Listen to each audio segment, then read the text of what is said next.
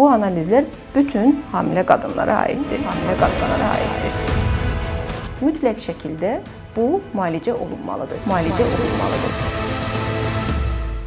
Bugün sizə hamiləlik dövründə hansı infeksiyalar, hansı analizlər verilməlidir? Məhz infeksion analizlər, ondan danışacağıq. Bu hamilələr tərəfindən çox sıx verilən və hamilə qadınların da narahat olduğu mövzulardan biridir. Yəni hamiləsiz, getdiniz qadın məsləhətxanasına, istər özəl klinika olsun, istər dövlət klinikası olsun, orada sizdən rutin olaraq hansı analizlər götürülməlidir? Yəni bugün danışacağımız bu analizlər bütün hamilə qadınlara aiddir. Birincisi, bu məxmərək infeksiyasının C formasıdır. Rubella C də deyilir. Bu analiz nə üçün verilir? Yəni uşaq vaxtı siz məxmərək infeksiyası keçirmisiniz ya yox, buna qarşı bir immunitetiniz varmı, yoxmu bunu araşdırmaq üçün.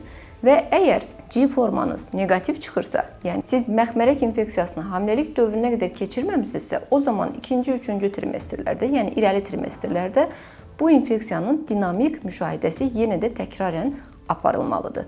İkinci vacib testlərdən biri Car-test adlandırdığımız testdir.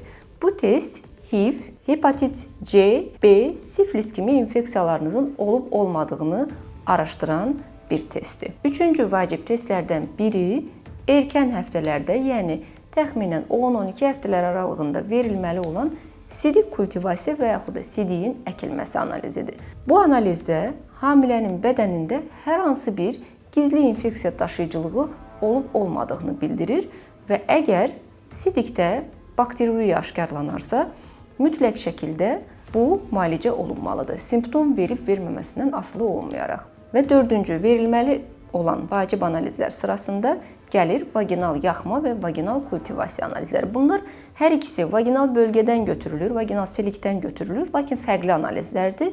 Biri mikroskop altında baxılır və bəzi infeksiyaları aşkarlayır, gərəkirsə müalicə təyin olunur. Digəri isə cavabı bir qədər gec hazır olur. Bu əkilmə analizidir və adətən istifadə olunur hamilə qadında beta hemolitik streptokok koloniyasının aşkarlanması üçün. Bu sadalanan analizləri rutin olaraq bütün hamilə qadınlar verməlidir.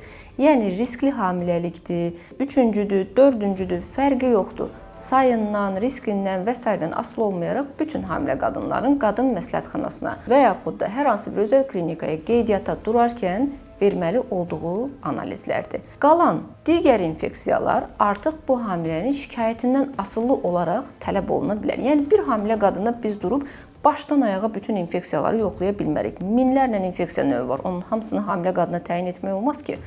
Yəni hamilə qadın rutin olaraq sadalanan bu analizləri verir. Əlavə olaraq əgər bir şikayəti varsa, tutaq ki, deyir ki, məsələn, cinsiyyət yollarında səpkilər var. O zaman biz digər bir analiz istəyə bilərik və yaxud da qızdırmam var və yaxud da bir başqa bir simptomu var.